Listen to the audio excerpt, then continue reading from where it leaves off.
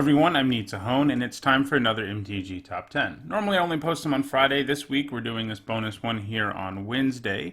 I ran a poll last week to determine what the next worst video I did would be, and it was a tie, and I decided to break that tie with my vote for auras. Auras, at least the kind that are intended to make one of your creatures better, are considered by many to be the worst kind of card in Magic.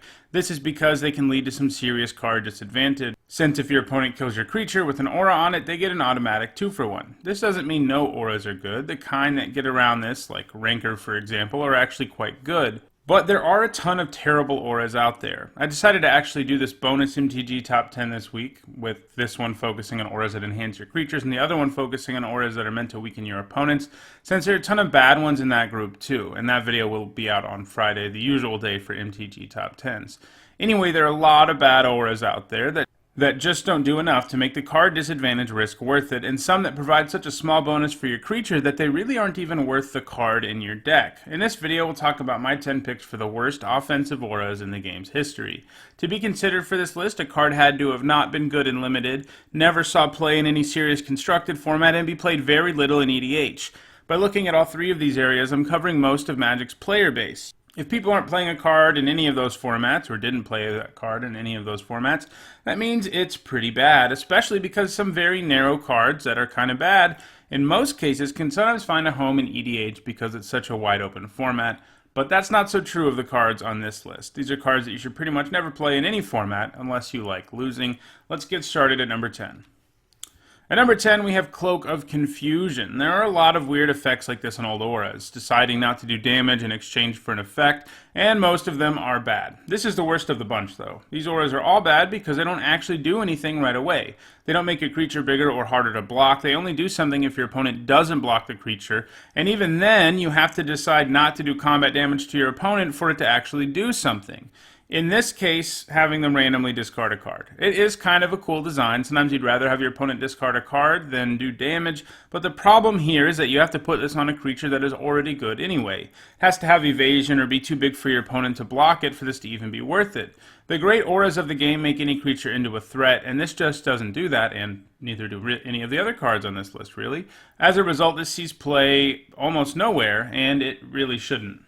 At number 9, we have Extra Arms, which has the same sort of problem that Cloak of Confusion has. In this case, though, the effect could actually be somewhat powerful. Getting to shock something anytime the enhanced creature attacks is pretty nice, but it still has the problem of not making a creature any bigger or harder to block. That said, if this costs less mana, maybe even like 1 less mana, it would be a significantly better card, at least good enough not to make the list, because it probably would have at least seen some play in Limited. As a 5-mana aura, which is incredibly expensive, there's way too big of a risk you're taking here for an effect that only works when your creature's attacking, and you're just not always going to be able to attack, so it's another aura that does nothing a significant portion of the time, which again is a recurring theme on this list.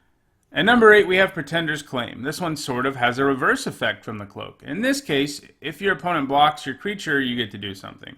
Already a card like this isn't going to be good in a lot of cases, since you can't really control whether your opponent blocks in most cases. If this actually did something strong when an opponent's creature blocked, maybe it would at least be worth playing alongside creatures who have to be blocked and the like, but it doesn't really do much. You get to tap your opponent's lands. Yeah, doing that on your turn, and only once you reach combat, isn't exactly going to have a huge effect. I guess the idea is that you can shut down your opponent's counter magic for the rest of the turn or something, because you aren't going to stop them from using instant speed removal with this thing or anything like that. They'll just use it in response to this. But even if your opponent is planning on casting counter magic, so what? They can just not block your creature, and that means this enchantment isn't doing anything. At number 7, we have Stone Hands. 3 mana to give a creature +0/+2 is just not worth the investment or the 2-for-1 risk you open up. Adding Fire Breathing doesn't really save this card either. This one doesn't really have much more to be said about it. It just gives an inefficient boost and Fire Breathing, and it's just not enough for the amount of mana. At number 6, we have Lightning Reflexes, part of a cycle of auras that can be played at instant speed, provided you sacrifice the aura at the end of your turn. These things have kind of interesting designs. They're basically split cards, with one half being a combat trick and the other half being the aura. Flexibility like that can sometimes be nice, but in this case both sides of the card are bad, so there's no reason you should be running it. There are countless auras that give much more powerful boosts in red for the same mana, and there are far better combat tricks too. At number 5, we have the only card on the list actually worth something. This is because it is on the reserve list, meaning it will never be reprinted. It's on the reserve list by virtue of being a rare from a very old set, not because it's actually good, because it isn't. The reserve list doesn't have anything to do with how good a card is. 3 white mana is a lot to ask for an aura, so this better do something sweet, but obviously because it's on this list, it doesn't. Like most of the auras on this list, in the vast majority of cases, it does nothing. This makes it so that if a weak creature blocks your creature, that creature dies. So that's kind of cool. But only at the end of combat does that creature die, so they get to damage the creature you put the aura on before they die. So they get to hit your creature and then they die. If your opponent does choose to block with small creatures on this, and it isn't enough to kill yours, you do get a +1/+1 counter on your creature at the end of the turn. But guess what? Your opponent will just not block whatever you put this on, or if they do, they'll make sure it is a creature that can kill it. So you're again paying 3 mana for an effect that does basically nothing in the vast majority of time.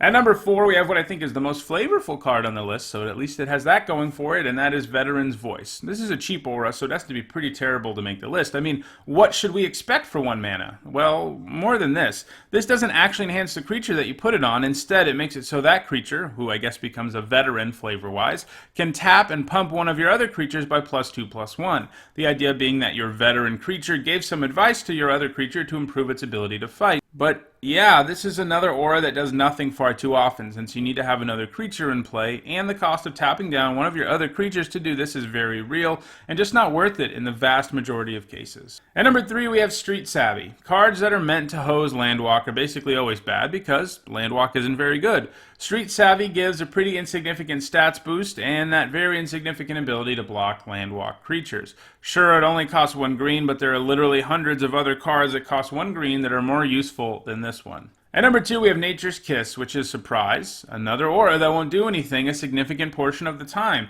It asks you to have cards in your graveyard, and when you do, you can turn those into power and toughness, but you also have to pay mana for it. Your graveyard and mana are finite resources, so pumping a creature with this actually comes at a real cost, and the creature you put it on has to basically already be good for this to be worth doing at all, since if you put this on some random unevasive creature, your opponent can just block it all day, and what will be really painful is when they block it with a creature that's so big you have to exile cards from your graveyard in order to make that creature big enough even to just trade with their creature, and that's going to feel terrible. So yeah, this is another aura that obviously isn't very good, but I do think there's one that's worse, and it is Philia. If you're wondering what Philia means, it's in Norse mythology. It is one's spirit animal, basically. In the art here, this guy's spirit animal is apparently a bear. Having a spirit bear follow you around seems pretty strong, right? I mean, yeah, but unfortunately that doesn't really translate to the card. For 1 white mana, you get to prevent 3 damage dealt to a creature it is attached to, and you have to do it with healing counters. If you really want to make sure you lose, you can pump mana into it to get more healing counters. So you're paying 3 mana for every healing counter, 3 mana for every 1 damage prevented. That is not going to be a good trade in the long run.